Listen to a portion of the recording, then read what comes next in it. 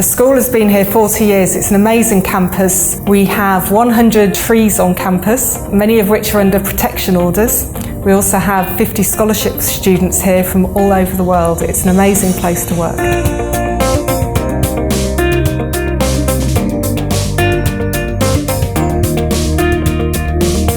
It's very different from a more conventional maths paper, and it takes some different types of skills, and those skills need to be brought in during lessons throughout the year, not just at the end of the year for the paper. Open-ended problems, giving students investigations and inquiry approaches in the classroom is really important throughout the year.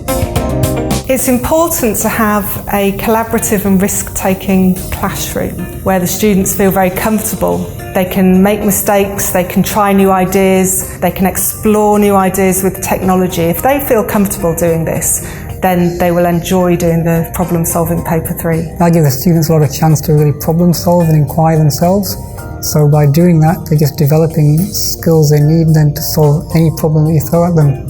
So you're trying to create an atmosphere in the classroom that's conducive to students being able to take risks, to try something out, to not be afraid if they get it wrong, because to see that as valuable learning, that I've tried this, it didn't work, but it doesn't matter because now I know next time I can try something a little bit different. For students to be successful in paper 3, they need to make sure they're reading the questions carefully. So if they've got that kind of inquiry cycle in the back of the mind, it can help them kind of guide what they're doing as they're tackling the questions. It's very important to teach the problem-solving skills in an explicit manner. If students are good with their conceptual understanding of a problem, then they'll find the inquiry approach to problem-solving much easier for the paper 3. Students can sometimes find it challenging because they're used to learning a formula, following a set procedure.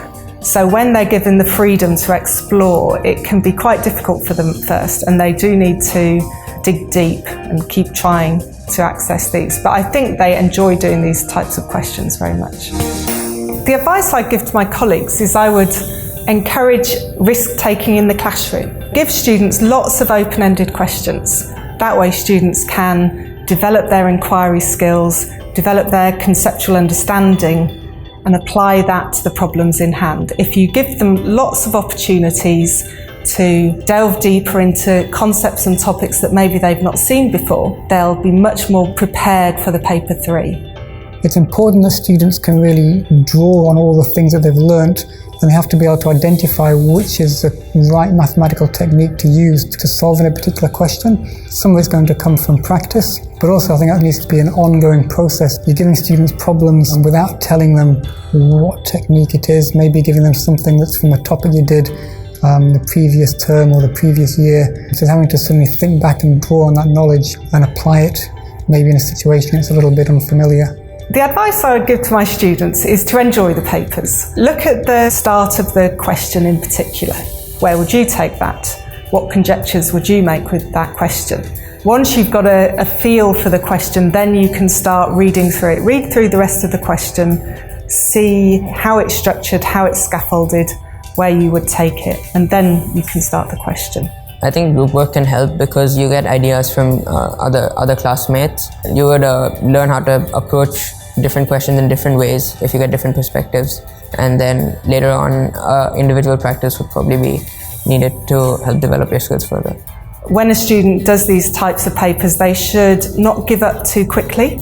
Students need to be really good at spotting patterns. So they might be given a set of functions. What are the commonalities there? They might be given some algebra. Can they spot a pattern or a sequence? If they are good at that, then they'll be able to make a conjecture and then continue with the problem. They need to be able to make connections between different parts of the syllabus. They might also find it helpful when they're exploring to make use of technology, being able to graph something, being able to look at tables or to do modelling. You have to distinguish between what's the best way to approach it. Like, is it the calculator way? Is it by hand? It's a paper that students will find challenging because it's quite different to what they've seen before in many ways. It's a chance for them to really put together some of the maths into a problem-solving context, something that's linked to real life, so they can kind of see the use of the maths that they've learned. That's kind of what mathematicians do. Math isn't just kind of rote learning of ideas, it's being able to be a little bit creative, put things together, find solutions to problems. I think if your school is using conceptual-based learning and inquiry approaches in the classroom, then this paper 3 will really assess those skills that the students have gained from that.